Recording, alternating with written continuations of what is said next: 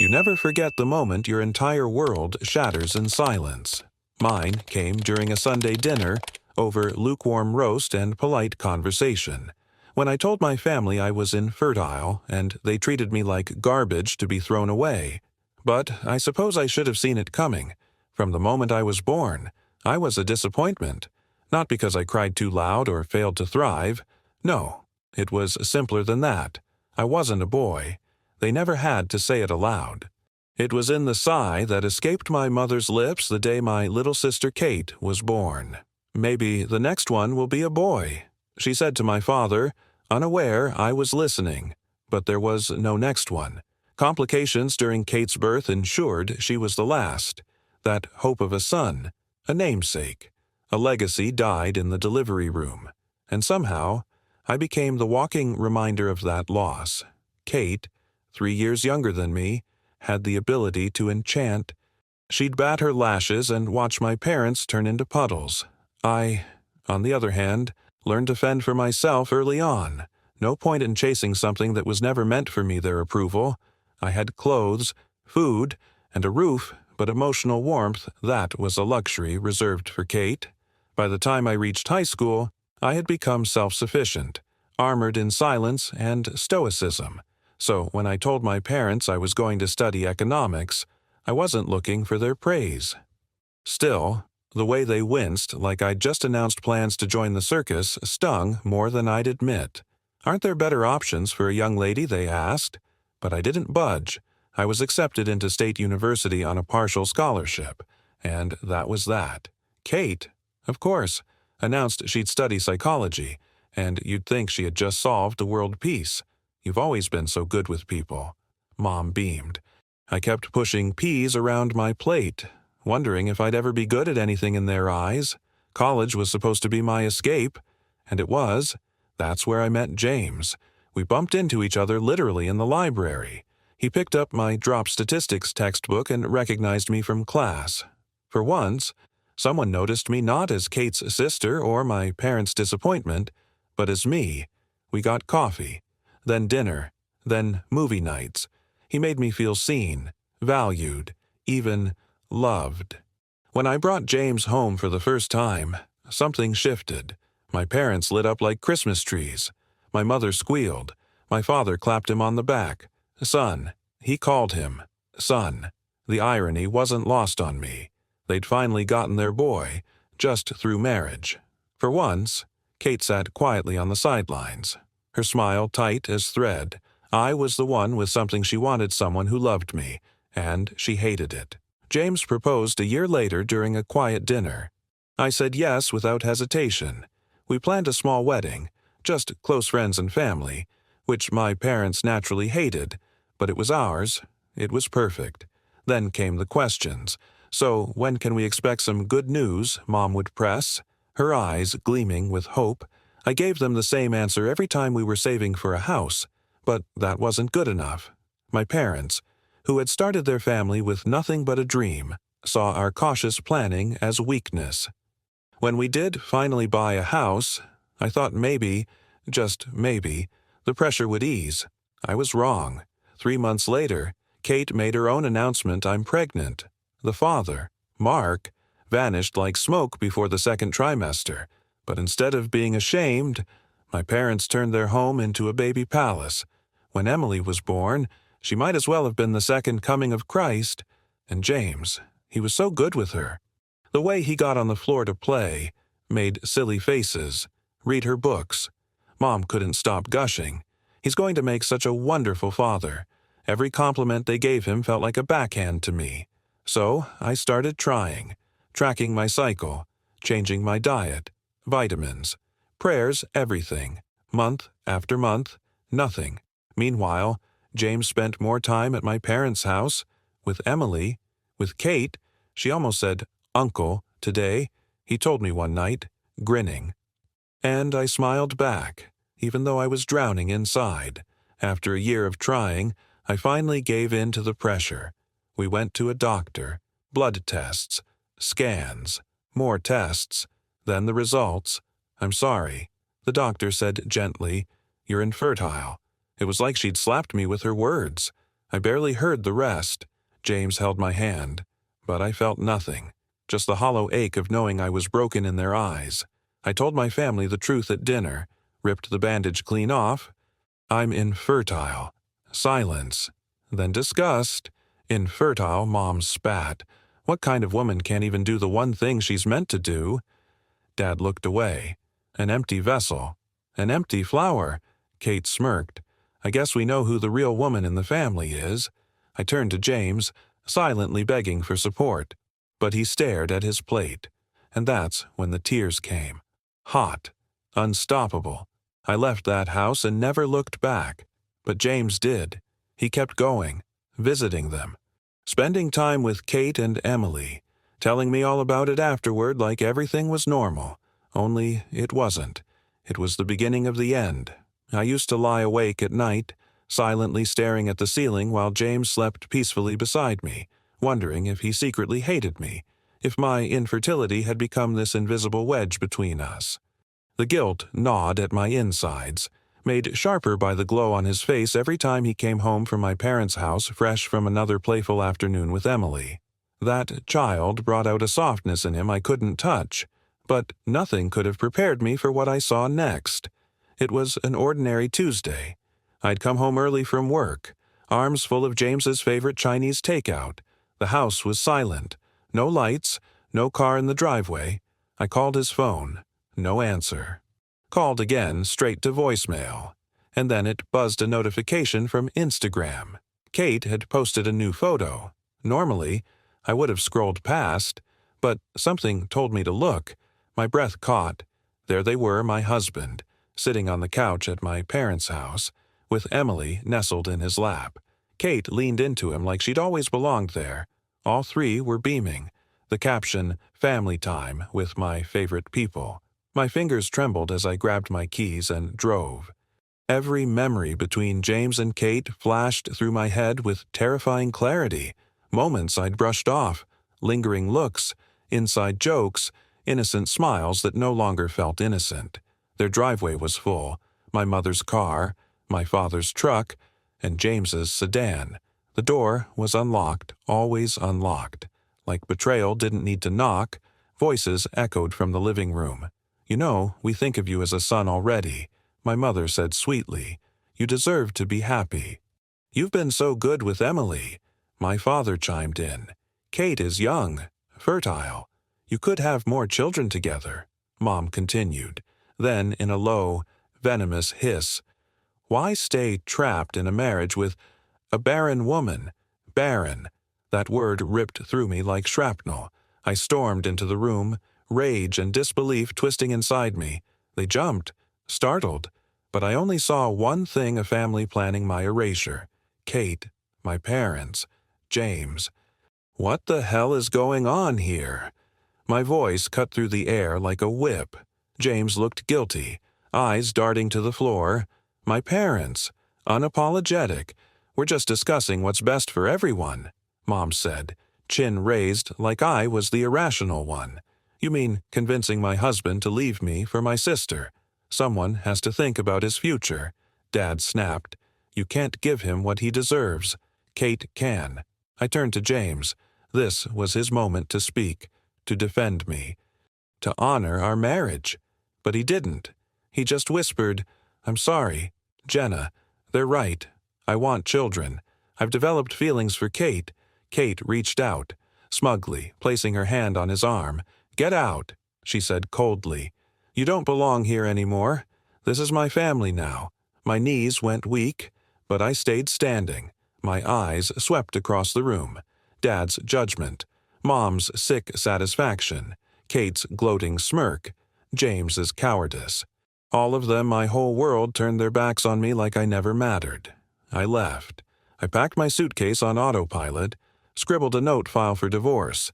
"My lawyer will contact yours," and vanished from that life. The divorce was swift and soulless. We split everything 50-50.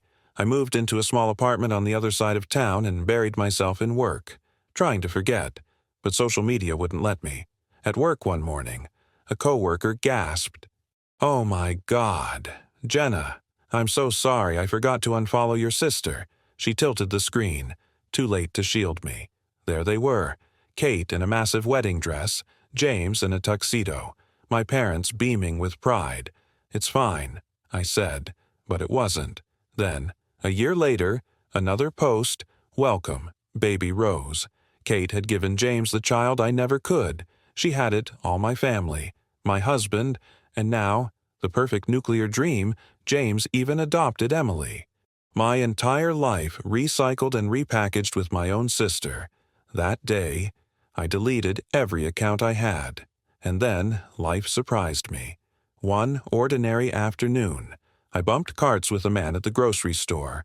"I'm so sorry," he said, helping me pick up scattered apples with a smile that warmed me instantly. "I'm Michael." That apology turned into coffee. Coffee turned into dinner. And, before I knew it, I was falling in love again. 6 months in, I told him everything. I can't have children. I'm infertile. He took my hands and said, "Jenna, I love you. If we want kids, we'll adopt. If we don't, we won't. I just want you." We got married quietly. A courthouse ceremony, no family, no drama, just us. And then, 1 year later, it happened. Morning nausea, dizziness. I thought it was stress, but the doctor smiled. "Congratulations, you're pregnant." "No, that's not possible," I stammered. "I'm infertile." She nodded. "The human body is mysterious, rare, but it happens." Michael and I held each other that night and cried tears I thought I'd never shed. Not from grief, but from joy. 9 months later, I held my son in my arms. We named him Alexander, Defender of Mankind. He was perfect. No bitterness, no resentment. I didn't tell my family. They didn't deserve to know. Life was peaceful. Michael, Alexander, and I built our own rhythm, quiet dinners, bedtime stories, laughter echoing through our little home, until one night, celebrating Michael's promotion, we went to a fancy restaurant, and there she was, Kate, with another man, her hands tangled in his hair, her lips on his. So public, so careless. I took photos, clear, undeniable. Michael leaned over. "Are you going to send them to James?" My finger hovered over the screen. One tap, and I could detonate her perfect little world, but I didn't. I saved them quietly. "I'm better than them," I said, and I meant it. A year passed. Alexander grew into a vibrant, beautiful little boy with Michael's kind heart and my stubborn chin. One day, while visiting an old friend, we walked through my childhood neighborhood, and there they were. Mom, Dad, Kate, James. They all froze, until their eyes locked on Alexander, who was holding my hand and giggling about his toy truck. Who is this?" Mom asked, breath-catching. I looked her straight in the eye. "This is my son, Alexander." Kate snorted. "Oh, please. We all know you can't have children. Where'd you adopt him from?" "I didn't," I replied. "I gave birth to him 3 years ago. No agency involved." Mom's face went pale, but the doctor said they were wrong. "It happens," I said, voice calm and steady, and this I nodded toward Alexander. "Is the proof." Dad's face lit up. "A grandson. We have a grandson." They stepped toward us, arms open like they had any right. I stepped in front of my son. "No," I said firmly. "You don't get to claim him. You lost that privilege when you cast me aside. He is not your second chance." Kate's face twisted. Her reign as the golden child slipping through her fingers. "Oh, get over yourself," she snapped. "So you managed to pop out one kid, big deal. I still won. In the end, I got your husband," Kate hissed. "I gave him a real family, 2 beautiful daughters. Face it, I'm still better than you'll ever be." It was the final straw. My fingers moved before my mind did. I pulled out my phone, my quiet, patient weapon of truth, and said, "Speaking of family, Kate, why don't you tell everyone about your extracurricular activities?" James turned to her, his brow furrowing. "What's she talking about?" I held out my phone, and the photos from the restaurant glowed on the screen. Kate wrapped around another man, her lips on his, her fingers in his hair. the kind of kiss you don't give to someone you call a coworker. James's face turned ghost white as he snatched the phone from my hand. Mom and Dad hovered behind him, mouths agape, their picture-perfect illusion crumbling. "Who is he?" James barked, his voice cracking. Kate stumbled backward. "He's just a friend from work," I scoffed. Friends don't kiss like that, and they definitely don't sneak around in corner booths at upscale restaurants when their husbands are home watching the kids. Mom gasped as if suddenly remembering how to be outraged. "Kate, how could you? After everything, what I snapped, laughing bitterly, after you all helped her steal my husband, after you spat on me when I couldn't have children. Karma's a real beast, isn't it?" They didn't answer. They couldn't. James and Kate were now in full-blown meltdown mode, screaming at each other in the grocery store parking lot like a tabloid headline come to life. My father's voice was raised for once not at me, but at them. My mother was crying. But I had no tears left for any of them. "Come on, sweetie," I said to Alexander, who had been quietly holding my hand through it all. "Time to go to the park." He smiled, completely unbothered by the chaos behind us. He was my peace, my joy, my redemption. We walked away from that disaster hand in hand, me and my son, toward a swing set and sunlit grass, while behind us, the empire that betrayed me finally collapsed. A month later, the neighborhood grapevine delivered the final twist of the knife James had gotten tested after Kate's affair was exposed. Turns out, he was the one who'd been infertile all along, not me. That meant baby Rose, not his. In a rage, he left. He cut ties with Kate, refused to pay support, walked away from everything he'd destroyed our marriage for, and Kate. She ran back home to our parents, bitter, exposed, humiliated. The house that once paraded Emily like a princess became her prison. Her perfect life shattered into pieces she couldn't glue back together. Then they came knocking. Calls, emails, unannounced visits. "Please at my doorstep. Please, Jenna." My mother sobbed through the door one afternoon. "We made a terrible mistake. Let us be a part of Alexander's life. He's our only grandson." I didn't open the door. I didn't even flinch. "You should have thought about that," I said calmly, "before you called me an empty vessel. Because the truth is, some bridges aren't meant to be rebuilt. Some betrayals cut too deep. My son is not a do-over for their guilt. He's not their redemption arc. Actions have consequences. Michael, my rock, my best friend, my real partner, stood by my side through all of it. Family isn't about DNA. He told me one night while Alexander was building towers with his blocks on the living room rug. It's about love, respect, and loyalty. And they never gave you any of that. He was right. Looking at my life now, it's almost hard to believe the pain I came from. The woman they once mocked, discarded, and replaced is the same woman who came out stronger, happier, and more loved than they ever thought possible. I have Michael, the man who chose me when I was broken and loved me until I healed. I have Alexander, my miracle. The child they said I'd never have, who proved every doubt, every diagnosis, every cruel word wrong. I have a home filled with laughter, not lies, with hope, not hostility. Sometimes, the family you're born into isn't the family you're meant to keep. Sometimes, you have to build your own with people who choose you back. I chose Michael, and he chose me. We chose Alexander, and he chose us right back with his first smile, his first word, his first unsteady steps toward the two people who would never let him down. That's what real family is, and I wouldn't trade it for anything in the world. This story is a powerful testament to resilience, self-worth, and the profound truth that family is not defined by blood, but by love, loyalty, and the people who choose to stand by us when the world turns its back.